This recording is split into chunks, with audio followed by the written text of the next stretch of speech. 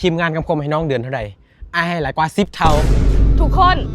มื้อนี้เขาสิมาประชุมเกี่ยวกับโปรโมชั่นของเดือนนี้เลยจะจัดโปรซื้อเสือ2ตัวแถมไปเลย1ตัวซื้อได้เฉพาะ7วันเท่านั้นคุณจะว่าแนวใด บอกว่าโอเคอยู่เด้อ โอเคเนาะ โอเค โอเค ซื้อเสื้อกำไซเด้อลูกค้าเด้อเสื้อกำไซมีอยู่ตัวละ100เท่ๆเด้อมีหลายสีหลายไซส์ให้เลือกเด้อลูกค้าเด้อ เสือตัวเท่าไรนี่พ่อค่ะ ตัวนึง190,000กีบเด้อ บ่มีโปรบ่ โว้ยสำนีกี่สิเจ๊งเลยเสื้อกูสิมีโปรอีกอย่างอีก โอ้ยบ่ซื้อหรอก มาซึ่งไปหาอื่นไปบักสันดานมามึงเอ้ย เสือโตเท่าไรนี่พ่อค่ะ ตัวนึง190,000กีบน้อง 100,000ได้บ่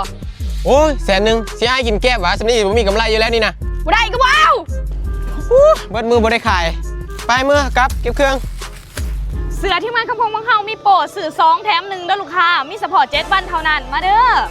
สบายดีลูกค้าสนใจเสือตัวใดได้เจ้า สนใจเถื่อนทีมงานของผม